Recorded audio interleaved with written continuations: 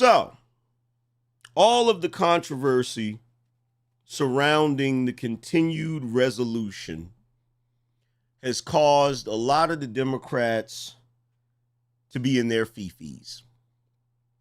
You even have some of them coming out of the woodwork to complain, and you got one in particular,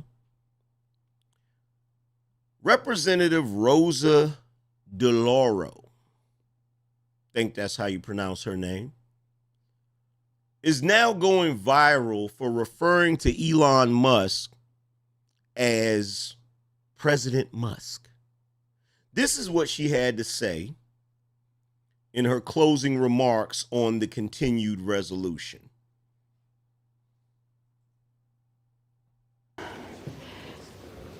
The American public has been clamoring for this body to work together, Democrats and Republicans, across the aisle, to do what is in the best interest of the American people.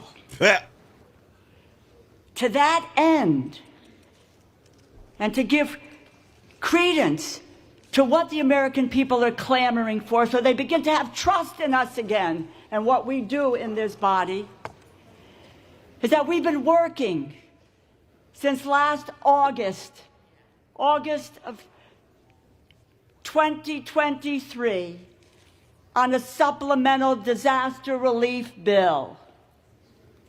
We worked assiduously over the next several months, day in and day out. And I would just say to my colleagues on the other side of the aisle, I recognize I am part of what's called the Four Corners, and it was the Four Corners of the Appropriations Committee, Mr. Cole and myself and Senator Murray and Senator Collins, who wanted to get these bills done, the appropriations bills done, by December 20th, because we believed that we could have done it and get these bills done. Oh, they are mad they didn't get what they wanted.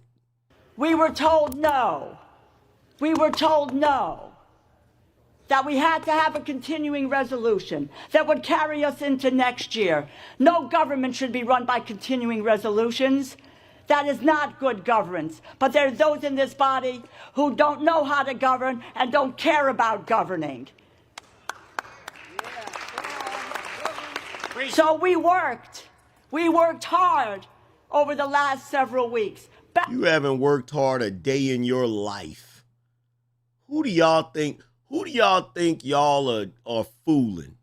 You ain't working hard. Stop it. Back and forth and back to say, we can accept this, we can't accept that. We will do this, we will do that. We worked hard. And to talk about what some of my colleagues have said, the Democrats are in the minority in this body. When you have the pen, which is what the Republicans have, they write the bill. They write the bill. They post the bill. They agreed on a bill. They signed it. And you know what? They signed it. They got scared because President Musk told them, President Musk said, don't do it. Don't do it. Shut the government down. Imagine.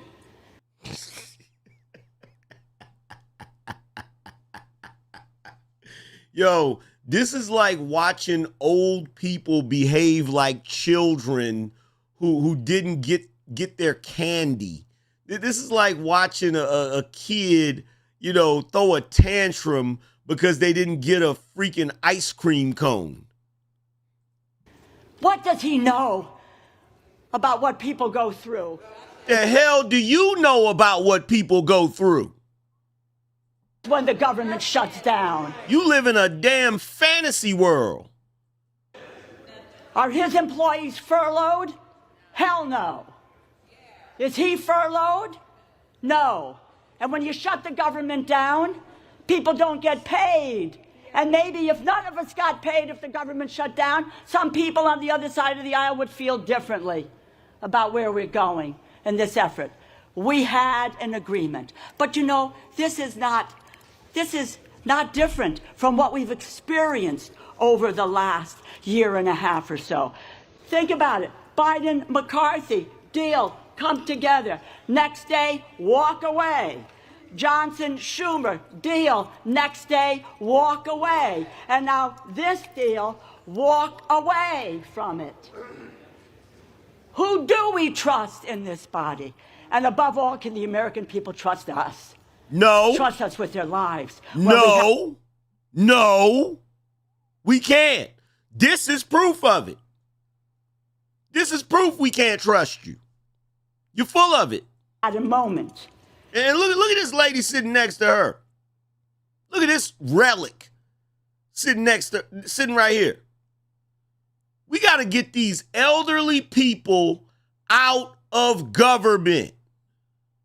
When we came to agreement as Democrats and Republicans, and then we were able to say, let's move forward. This country, you know, one of my colleagues, I think it was Congressman Neal, who said this. The only currency we have in this body is our word. That's our credibility. That's our bond with each other. And when you break that bond, you break the ability to try to come together and be able to govern on behalf of the people of this country. What was left out of this bill, I understand what's in it, but what's left out is unconscionable. How are you talking about keeping your word to each other across the aisle to govern for the American people when you're literally standing up there complaining about a bill that the American people rejected?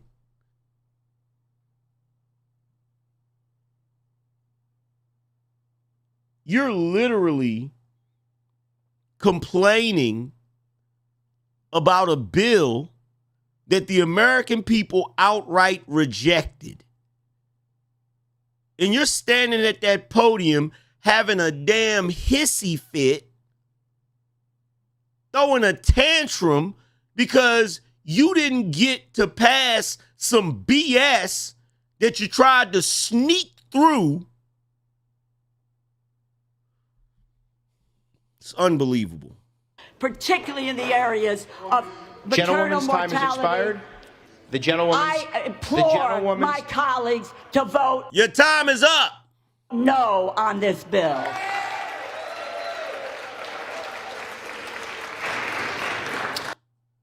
Pathetic. Pathetic. First of all, let me just say good morning to Pathetic.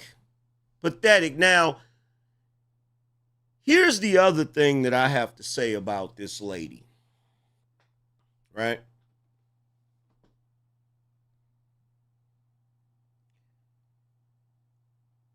Aside from her being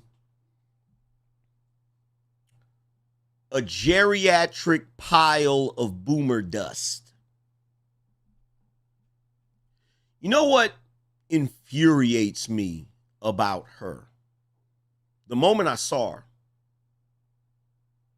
what grinds my gears about her the moment I saw her, right?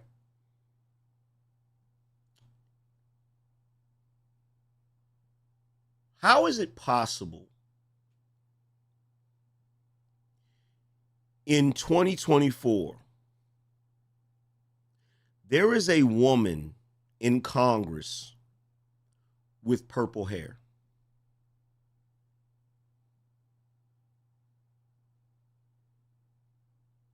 Do you realize there are some businesses that will not allow you to work there if you have purple hair?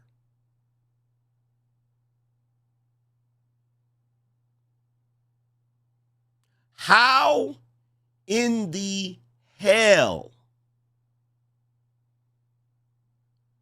is there a person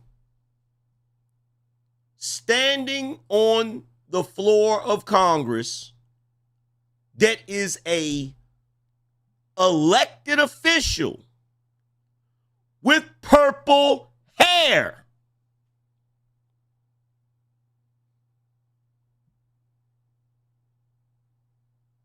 Dressed the way she's dressed. Now, let's be clear about something. Anytime you see a woman of her age with multicolored hair, that's already a red flag. It shows a lack of maturity. I don't care what nobody say. I don't care how progressive you are. I don't care how new age you are. I don't care about none of that shit. It has no place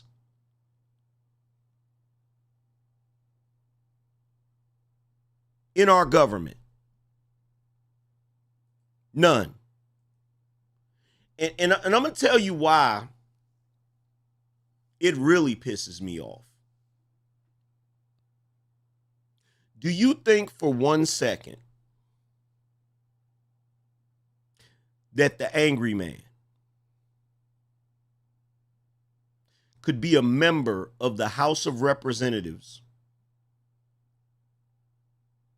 a senator, a congressman, standing on the floor of Congress in a hoodie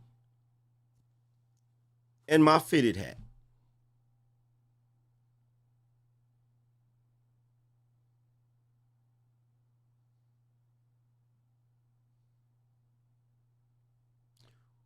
Why is it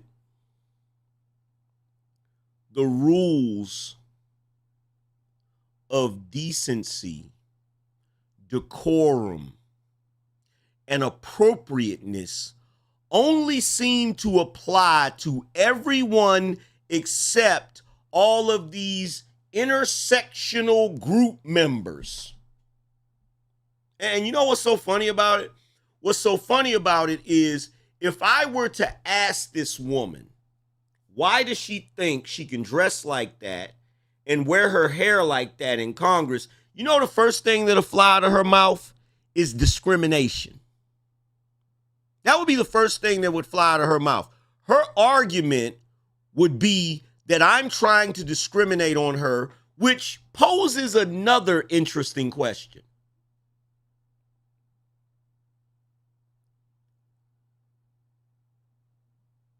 And y'all know I don't do the race baiting thing. I really don't do that, but I got to point this out.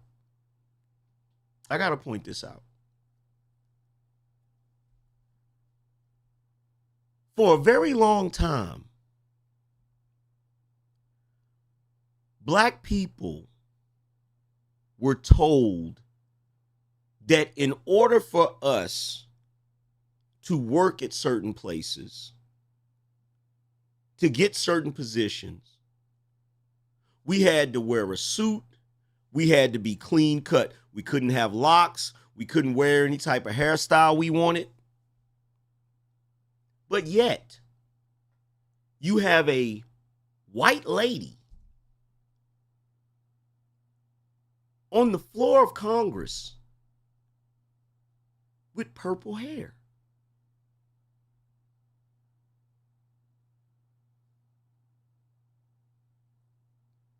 I would argue that her being able to dress like that and hide behind the premise of tolerance, to where she may argue that if I say she can't wear her hair like that or dress like that would be discriminatory, I find it to be ironic. I find it to be disgusting.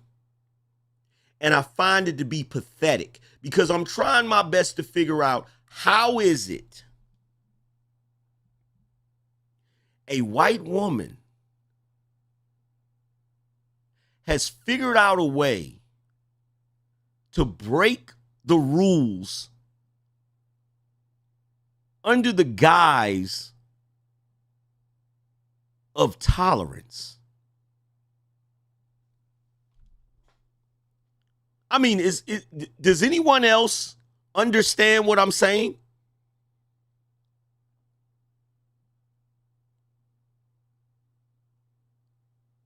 Does anyone else get what I'm saying? Like, she thinks this is an expression of her individualism, and to oppose it would be discriminatory. But in my mind, it's an expression of your white privilege. That you get to stand on the floor of Congress with purple hair.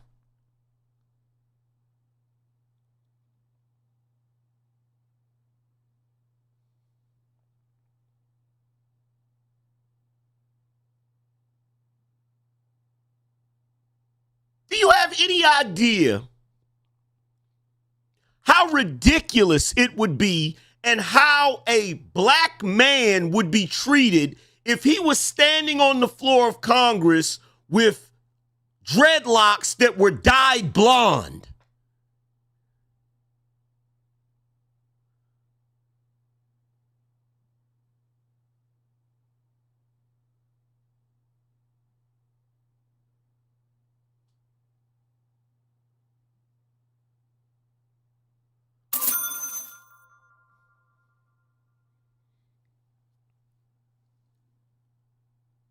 The way they criticize Donald Trump,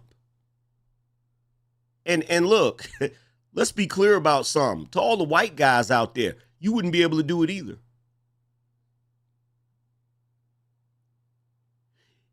As a white male, if you walked out onto the floor of Congress in a pair of shorts and some flip-flops and mousse in your hair to have your hair spiky, they would laugh you out of Congress. They would say it's inappropriate.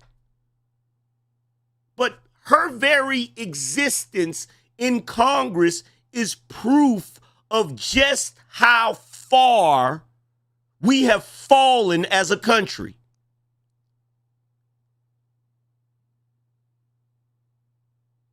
Could you imagine that going on in the 80s, the 90s?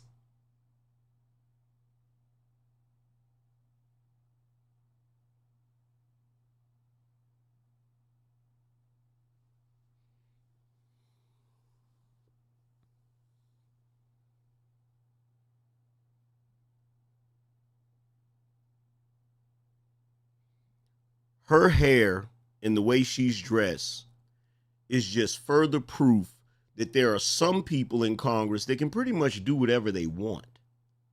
Do you think we think for 1 second that your propensity to dress the way you want stops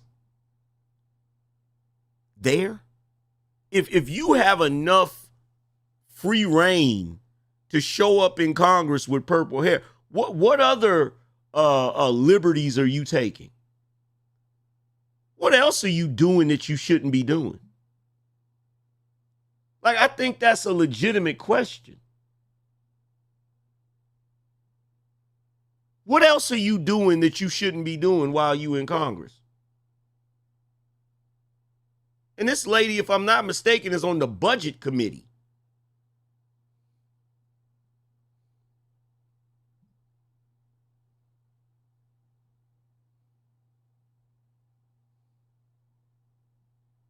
Like, the moment I saw it, I was outraged. Now here's the funny thing. Even if I became a congressman and was allowed to wear whatever I wanted, I still wouldn't wear whatever I wanted. I would still show up there in a damn suit. I would still show up there looking presentable. Why? Because I am representing the United States of America.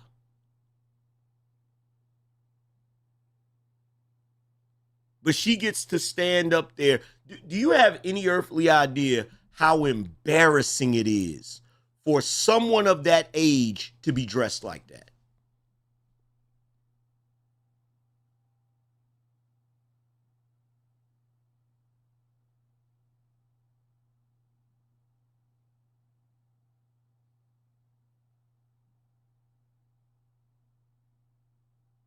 Any idea?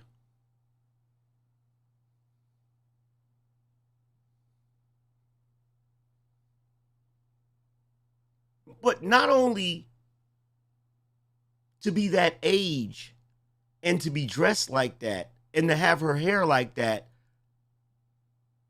but to be sitting in a seat of power. I'm trying my best to figure out how the hell did she even get elected? Who the hell went to the ballot box and voted for a purple-haired grandmother? Who did that?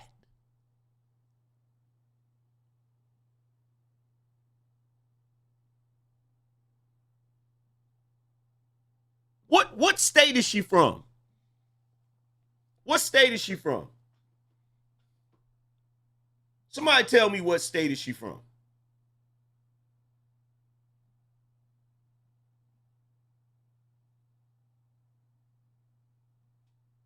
Connecticut.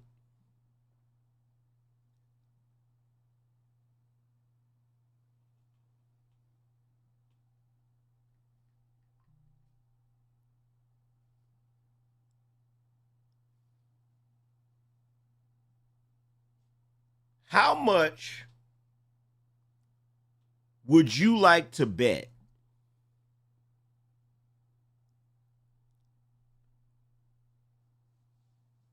matter of fact, let's look it up right now. Let's look it up right now. Let's look it up right now.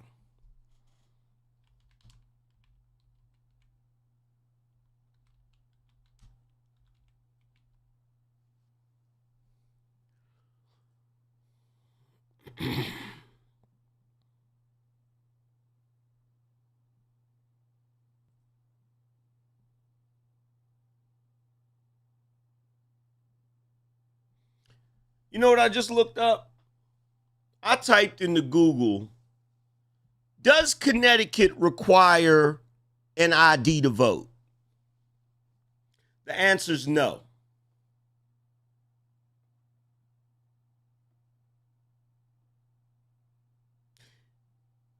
Do you find it to be a coincidence that every single state that has questionable representation,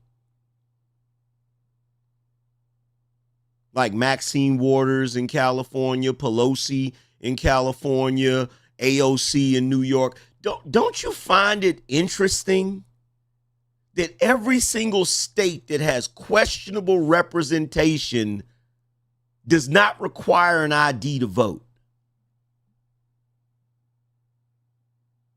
I would be really interested to see if these individuals would be capable of winning re-election if all of a sudden their states required IDs to vote.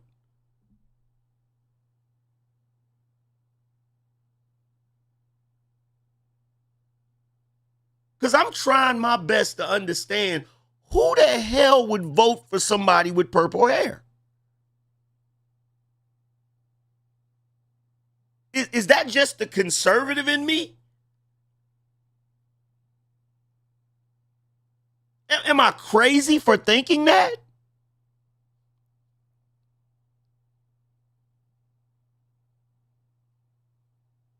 Am I crazy for thinking that a person with purple hair should not be in elected office?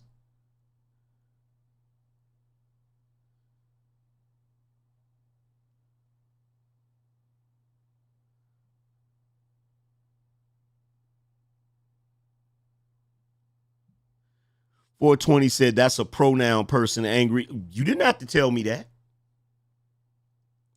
You didn't have to tell me that because that's what's going on.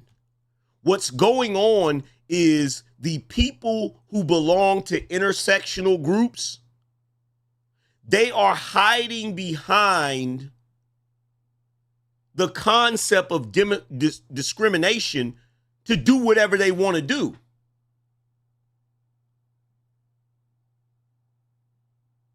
All of the people that belong to intersectional groups are doing whatever the hell they want to do. And they know that people can't call them out on it, because if you call them out on it, the first thing they scream is discrimination.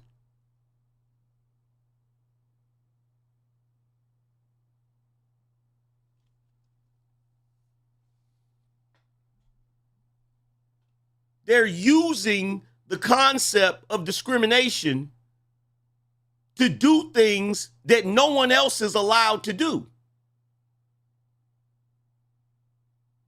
And my question is, when are we going to stop falling for this? Because look, at the end of the day, let's be clear about it. I don't discriminate on anybody.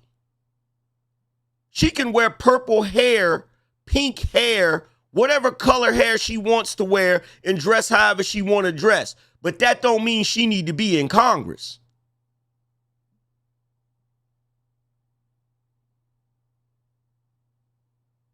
Like, dress the way you want to dress, but do it somewhere else.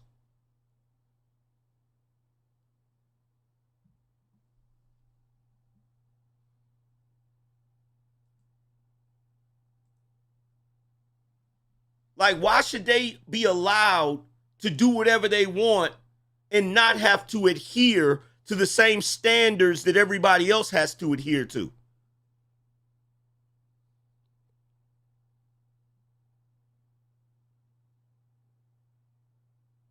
Now, look, we know the history of this country. There's no other group of people that have been discriminated against more than black people. But guess what?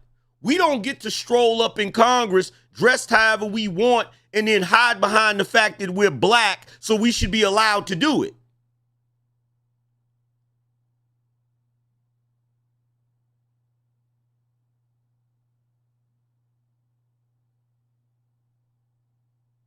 And this is what's hilarious to me. Hakeem Jeffries, Jasmine Crockett. Y'all got so much of a problem with Trump, but you ain't got a problem with that?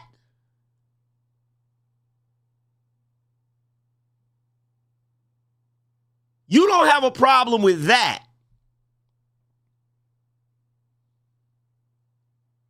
Can Byron Donalds show up to Congress with a design in his head?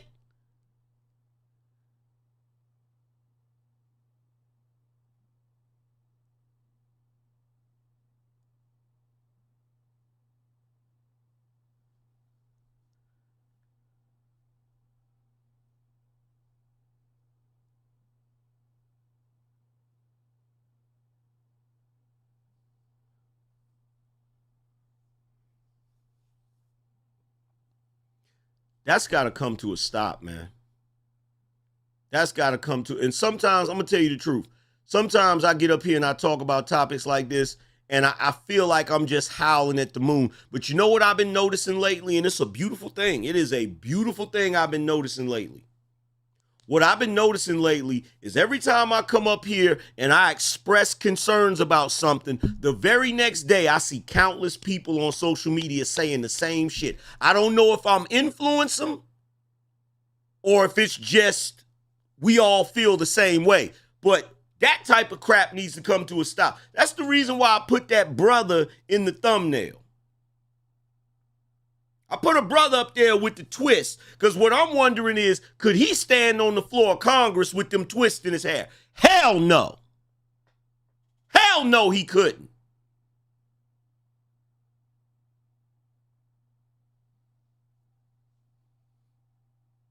But she get to sit up there with purple hair? She get to sit up there looking like a whole Batman villain?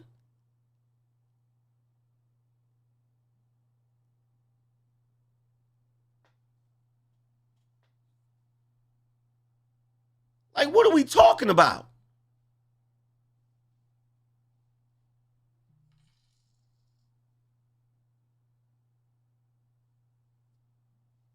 Like, how can we even take her seriously?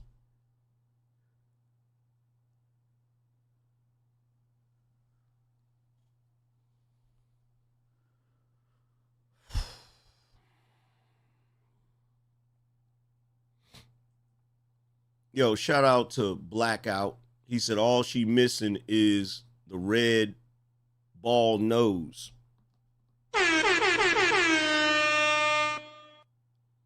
Shout out to Big Rig in the building. He said, my gift won't make it in time for Xmas, fam, but I guarantee you'll love it. Hey, man, shout out to you, brother.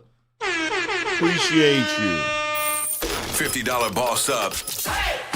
Stack up and match up. Yo, shout out to Aaron. Said, isn't Biden the president? Why is she complaining about Musk? It's her fault she allowed a regular citizen to have more influence than her weak president. Yeah. That's the funny thing. They calling him President Musk, talking about some, why is Elon Musk president instead of Trump? No, the better question is, why is Trump president instead of Biden right now? That's the better question. That's the better question. Shout out to Silent Sniper. He said, fear of being canceled. The moment someone says something about age or appearance, here comes the cancel party. Sick of it. Yeah, we all sick of it. We all sick of it. Shout out to Silent Sniper. Said, basically, the letter crew, are bullying their way into politics. Man, they're bullying their way into everything. Yo, shout out to Evan for being sponsor of the show.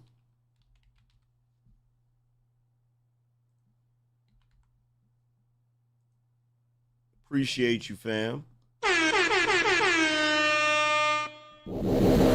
That's that BINO energy.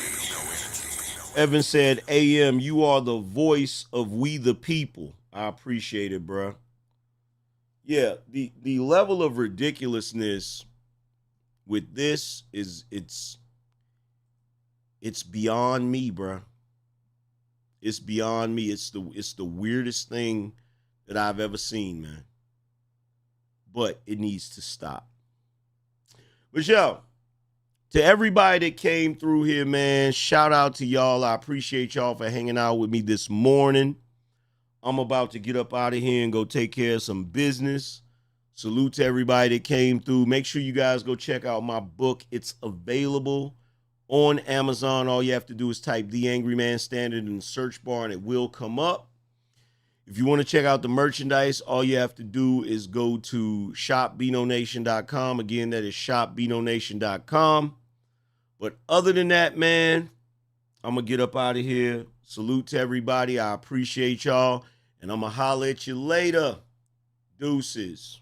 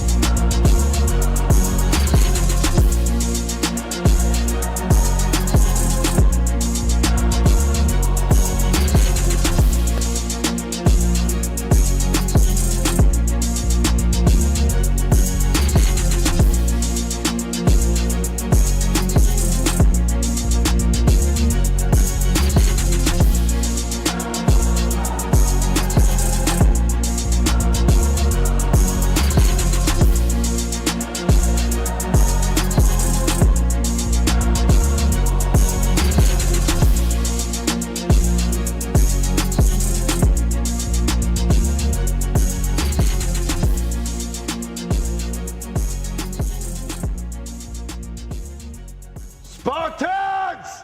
What is your profession?